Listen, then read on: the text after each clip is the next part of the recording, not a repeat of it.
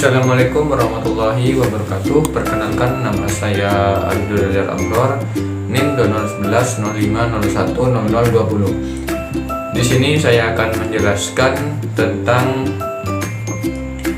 hasil rangkuman saya pada pagi hari ini, yaitu yang pertama mengenai pengertian ekonomi.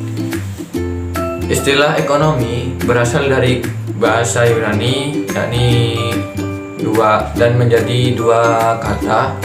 Yang pertama okos dan yang kedua adalah nomos. Dan yang ekos ini artinya adalah rumah, dan sedangkan nomos yaitu tatanan atau peraturan. Jadi jika digabungkan antara oikos dan nomos, ini adalah manajemen rumah tangga. Dan selanjutnya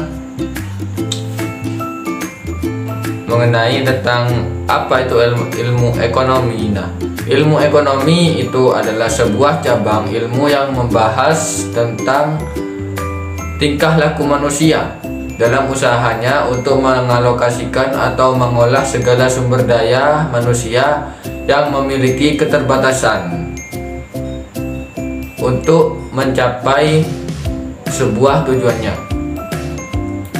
Dan ilmu ekonomi ini menjadi tiga. Yang pertama deskriptif, dan yang kedua terapan, dan yang ketiga teori.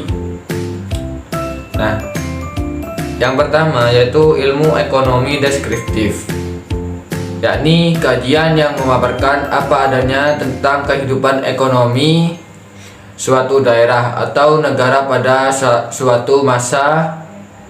Misalnya ekonomi Indonesia pada era Orde Baru. Nah, dan ilmu ekonomi terapan yaitu adalah cabang ekonomi yang membahas tentang penerapan teori dalam suatu rumah tangga produksi.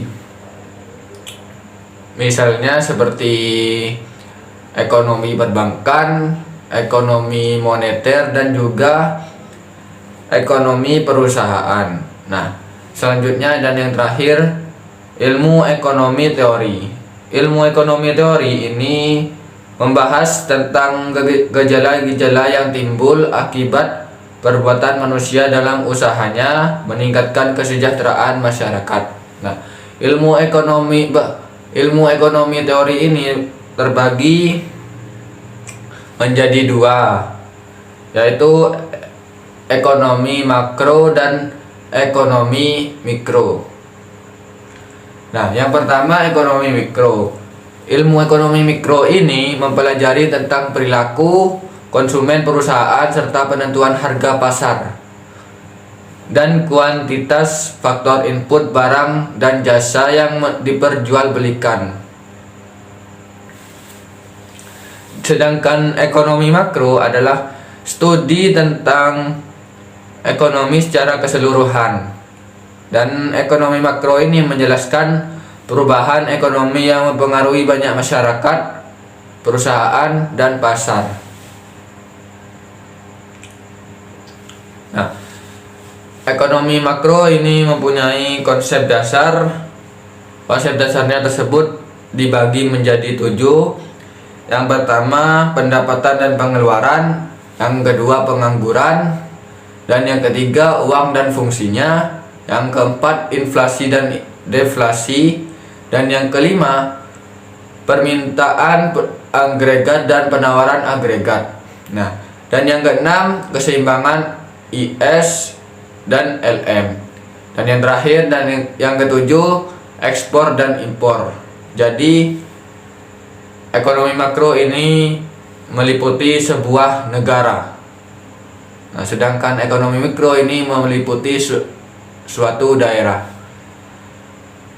Perbedaan antara ekonomi mikro dan makro ini, nah ini kebutuhan kerja suatu perusahaan yaitu dari ekonomi mikro, sedangkan ekonomi makro itu kebutuhan tenaga kerja secara keseluruhan. Dan jumlah produksi suatu perusahaan, Sedangkan ekonomi makro jumlah produksi nasional. Mungkin itu saja dari saya. Kurang lebihnya mohon maaf.